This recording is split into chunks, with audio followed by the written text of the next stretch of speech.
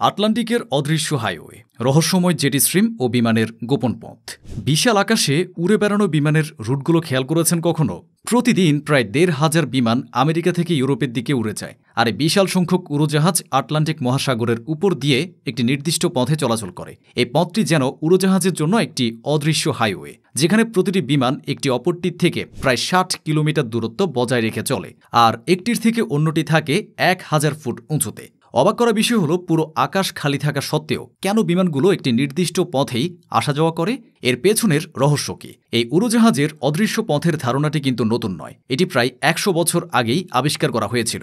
আবিষ্কারক ছিলেন একজন দূরদর্শী জাপানি আবহাওয়াবিদ, ওয়াসিবুরো ওইশি। ১৯২০-এর দশকে তিনি বেলুন ব্যবহার করে খুব সতর্কতার সঙ্গে কিছু পরীক্ষা চালান। তার গবেষণায় তিনি ভূপৃষ্ঠ থেকে প্রায় ৭ মাইল উপরে এক তীব্র বায়ু প্রবাহ দেখতে পান, যা ঘণ্টায় প্রায় ১৫০ মাইল বেগে পূর্ব দিকে প্রবাহিত হচ্ছিল এবং বেলুনকে সেদিকে ঠেলে দিচ্ছিল।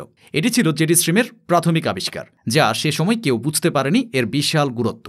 ওয়াসিবুরো ওইশির এই অসাধারণ আবিষ্কার তৎকালীন বিশ্বে অজানাই থেকে যায়, সম্ভবত তার জাপানি পরিচয় এবং যোগাযোগের অভাবের কারণে। কিন্তু তার এই আবিষ্কার ২৫ বছর পর দ্বিতীয় বিশ্বযুদ্ধের সময় ভীষণ গুরুত্বপূর্ণ হয়ে ওঠে। ১৯৪৫ সাল যুক্তরাষ্ট্রের ওরেগন রাজ্যে ৬ তরুণ বনভোজনের জন্য জঙ্গলে গিয়েছিল। সেখানে তারা একটি বড় বেলুন দেখে কৌতূহলী হয়ে ওঠে, কিন্তু হঠাৎ করে বেলুনের মাঝে থাকা বোমা বিস্ফোরিত হয়, আর ৬ তরুণ সাথে সাথে মারা যায়। তখন পুরো যুক্তরাষ্ট্রে এমন আরও কয়েকটি মর্মান্তিক ঘটনা ঘটেছিল। তদন্তে বেরিয়ে আসে এক অবিশ্বাস্য তথ্য: ১০,০০০ কিলোমিটার দূরের দেশ জাপান থেকে এই বেলুন বোমাগুলো ছোড়া হয়েছিল। দ্বিতীয় বিশ্বযুদ্ধে জাপান ৯,০০০ বেলুন বোমা নিক্ষেপ করে, যার মধ্যে মাত্র ৩০০টি জাপানের সেট করা গন্তব্য যুক্তরাষ্ট্রে পৌঁছায়। জাপান ওয়াসিবুরো ওইশির আবিষ্কার করা সেই তীব্র বায়ু প্রবাহকেই কৌশলগতভাবে ব্যবহার করেছিল। এই তীব্র বায়ু প্রবাহই বেলুনগুলোকে হাজার হাজার কিলোমিটার পাড়ি দিয়ে যুক্তরাষ্ট্রে পৌঁছে দেয়। ভূপৃষ্ঠ থেকে প্রায় ৩ থেকে ৪,০০০ ফুট উচ্চতায় থাকা এই তীব্র বায়ু প্রবাহই পরে জেট স্ট্রিম বা জেট বায়ু প্রবাহ বলা হয়। এটি ঘণ্টায় প্রায় ২৫০ কিলোমিটার বেগে পূর্ব দিকে প্রবাহিত হয়। এই বায়ু প্রবাহ একটি নলের মতো কাজ করে, যার প্রস্থ কয়েকশো কিলোমিটার এবং পুরুত্ব প্রায় ৪ কিলোমিটার। পরিমিত তাপসম্পন্ন এই জেট বায়ু প্রবাহ পশ্চিম দিক থেকে পূর্ব দিকেই প্রবাহিত হয়। কিন্তু জেট বায়ু কেন সবসময় পশ্চিম দিক থেকে পূর্ব দিকেই প্রবাহিত হয়? এর কারণ লুকিয়ে আছে আমাদের পৃথিবীর ঘূর্ণন গতিতে।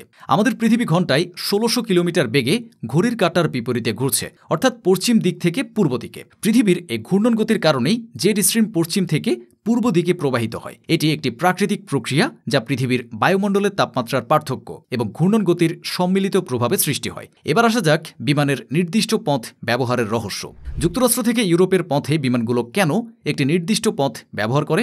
আটলান্টিক মহাসাগরের উত্তরের আকাশপথেও রয়েছে জেট স্ট্রিম। তাই প্লেন চালানোর সময় পাইলটরা জেনে বুঝে তীব্র গতির জেট বায়ুপ্রবাহের মাঝেই বিমানকে নিয়ে যান, কারণ ঘণ্টায় ২৫০ কিলোমিটার বেগের এই বায়ু প্রবাহ উড়োজাহাজকে সামনের দিকে ঠেলে দেয়। এটা অনেকটা স্রোতের অনুকূলে নৌকা চালানোর মতো। এর ফলে প্লেনের গতি অনেকটা বেড়ে যায় এবং একই সঙ্গে জ্বালানির সাশ্রয় হয়। কম সময় গন্তব্যে পৌঁছানো যায়, যা বিমান সংস্থাগুলোর জন্য বিশাল অর্থনৈতিক সুবিধা বয়ে আনে। তবে এই অদৃশ্য হাইওয়ে কেবল যুক্তরাষ্ট্র থেকে ইউরোপে যাওয়ার জন্যই ব্যবহৃত হয়। যখন কোনো বিমান ইউরোপ থেকে যুক্তরাষ্ট্রে যাবে, তখন সেটি জেট স্ট্রিম এড়িয়ে যায়, কারণ এক্ষেত্রে এটি স্রোতের বিপরীতে নৌকা চালানোর মতো কাজ করবে, অর্থাৎ বিমানের সামনে চলার পথে প্রবল বায়ু প্রবাহ বাধা সৃষ্টি করবে। এতে বিমানের গতি কমে যাবে এবং জ্বালানি খরচ অনেক বেড়ে যাবে। তাই পাইলটরা তখন ভিন্ন জেট স্ট্রিম পথ বেছে নেন।